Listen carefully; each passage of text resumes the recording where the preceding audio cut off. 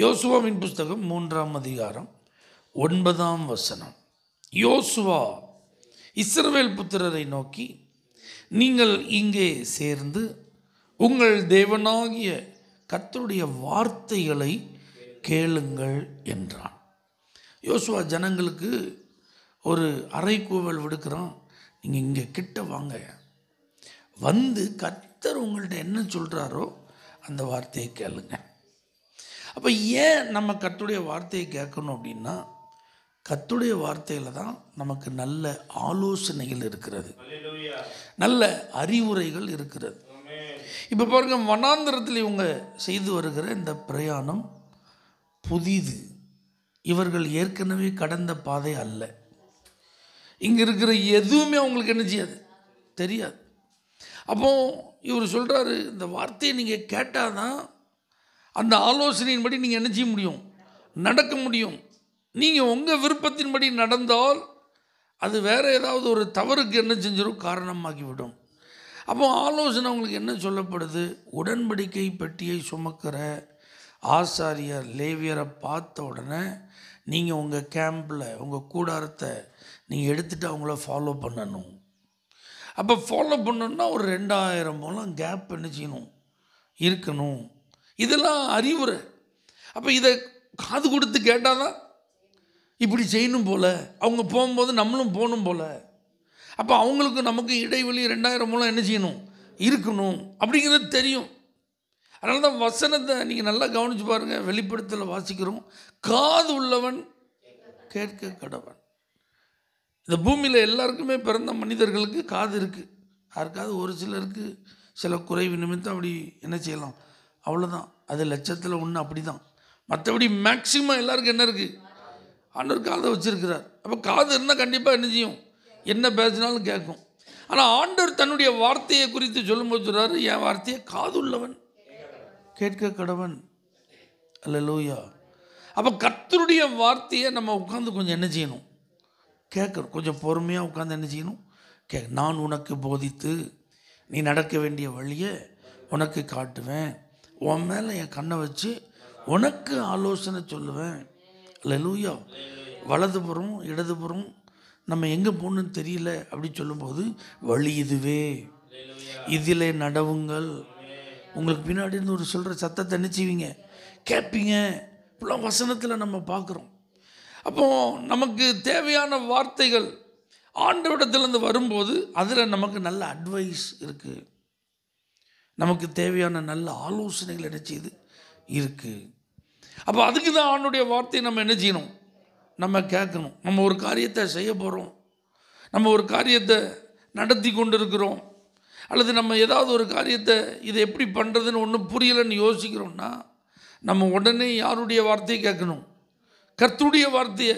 அப்போ தான் அதுலேருந்து நமக்கு என்ன கிடைக்கும், ஆலோசனை கிடைக்கும். ஆமென். ரெண்டாவது, நீங்கள் வந்து கர்த்தருடைய வார்த்தையை கேளுங்க அப்படின்னு யோசுவா சொல்கிறாருன்னா அதில் ஒரு அர்த்தம் இருக்குது. கர்த்தர் என்ன செய்ய போகிறார் என்பது அப்போ தான் நமக்கு தெரியும். அப்போ கர்த்தருடைய வார்த்தையில் நம்ம கேட்குறதுனால நமக்கு என்ன லாபம், வெளிப்பாடு கிடைக்கும்.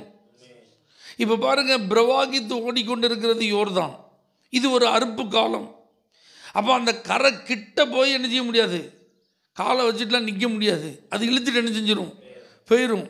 ஆனால் இப்போ கர்த்தருடைய வார்த்தையை கேட்டால் தான் என்ன நடக்க போகுதுங்கிறது என்ன செய்யும், அவங்களுக்கு தெரியும். இல்லாட்டி என்ன பார்ப்பாங்க, அப்படி சுற்றி சுற்றி பார்க்கும்போது யோர்தானின் ஆர்ப்பரிப்பையும் அதனுடைய வேகத்தையும் பார்த்து கிட்டே யாரும் என்ன செய்ய மாட்டாங்க, போக மாட்டாங்க.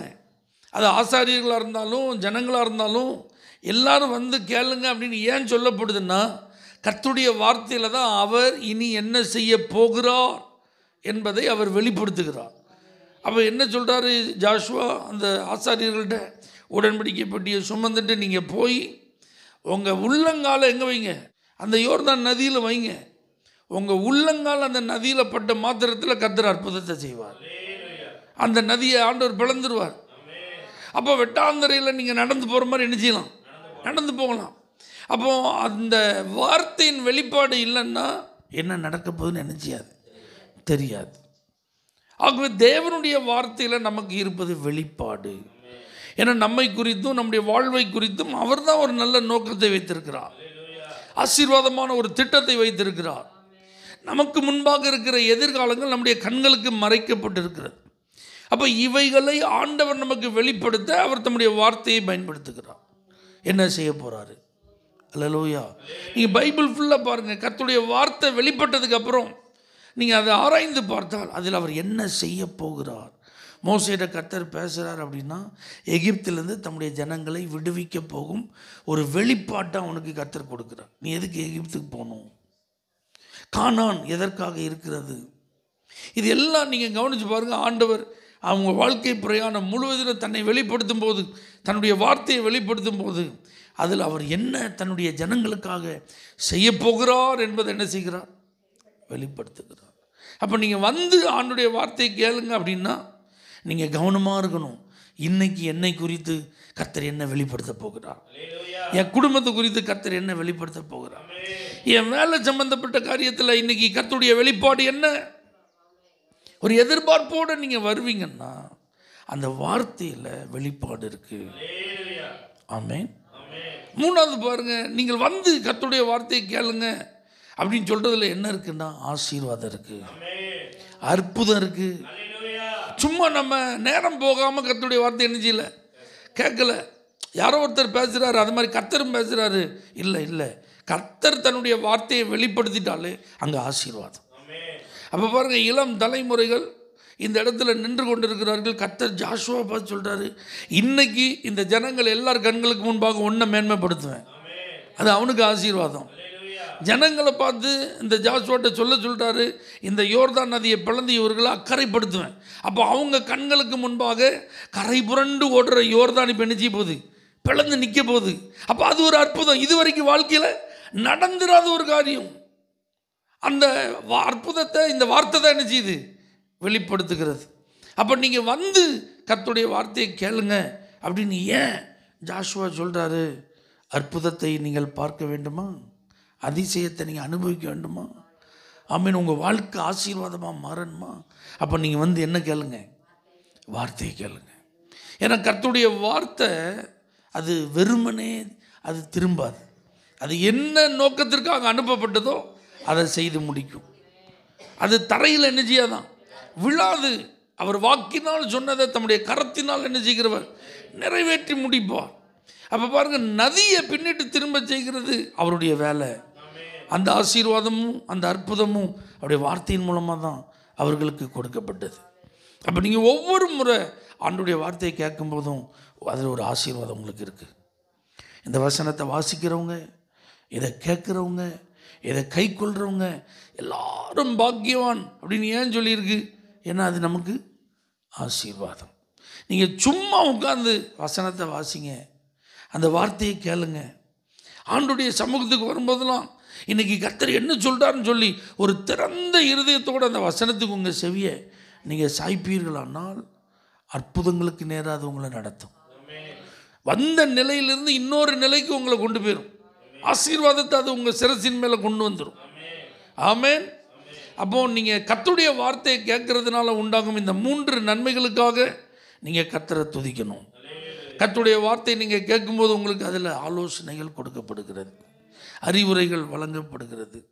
அது மாத்திரமல்ல, ஆண்டவர் தாம் என்ன செய்ய போகிறார் என்பது வெளிப்பாடு கிடைக்கிறது. 3வது, கர்த்தருடைய வார்த்தையை நீங்கள் கேட்கறதுனால உங்களுக்கு ஆசீர்வாதம், உங்கள் வாழ்க்கையில் அற்புதம். அதனால் வசனத்தை கேட்குறதுக்கு எப்பவும் கவனமாக இருங்க, ஆவலாக இருங்க. வசனத்தை கேட்குறத அற்பமாக நினைக்காதீங்க. வசனத்தை கேட்கும்போது வேறு நினைவுகளுக்கு இடம் கொடுக்காதீங்க. வசனத்தை கேட்கும்போது தூங்காதீங்க. வசனத்தை கேட்குற நேரம் எந்திரிச்சு போயிடாதீங்க. ஆலயத்துக்கு வந்தால் ஆராதனையில் கலந்து கொண்டு காணிக்க பகுதி முடிஞ்சோடனே எந்திரிச்சு என்ன செஞ்சிடாதீங்க, போயிடாது. வார்த்தை ரொம்ப முக்கியம். அதில் இருக்கிற ஜீவன், அதில் இருக்கிற வல்லமை நமக்கு தேவை. ஆகவே நீங்கள் வந்து கர்த்தருடைய வார்த்தையை கேளுங்க, அது உங்களுக்கு அற்புதம், ஆசீர்வாதம். கண்களை மூடி நாம் ஜெபிப்போம். நல்ல தகப்பனே, எங்களை நீங்கள் அதிகமாக நேசிக்கிறதுனால தான் உடைய வார்த்தையாய் எங்களோடு கூட நீர் பேசுகிறீர். ஆகவே அந்த வார்த்தையை நாங்கள் கேட்கும்போது நீங்கள் என்ன ஆலோசனை சொல்கிறீங்கிறத கவனிக்க உதவிச்சிங்க. அதன்படி நடக்க கிருபை தாங்க. உங்கள் வார்த்தையில் உள்ள வெளிப்பாடுகளை நாங்கள் புரிந்து கொள்ள உதவிச்சிங்க. அதன் மூலமாக நீங்கள் என்ன செய்ய போறீங்க என்பதற்கு நாங்கள் ஆயத்தப்பட கர்த்தர் கிருபை தாங்க. உங்கள் வார்த்தையில் தான் அற்புதமும் ஆசீர்வாதமும் இருக்குப்பா. அதை நாங்கள் அனுபவிக்க உதவி செய்யும். இயேசுவின் நாமத்தில் பிதாவே, ஆமென். For prayer contact, Pastor J. Kumar, El Shaddai Ministries, 9500252586, Surandai.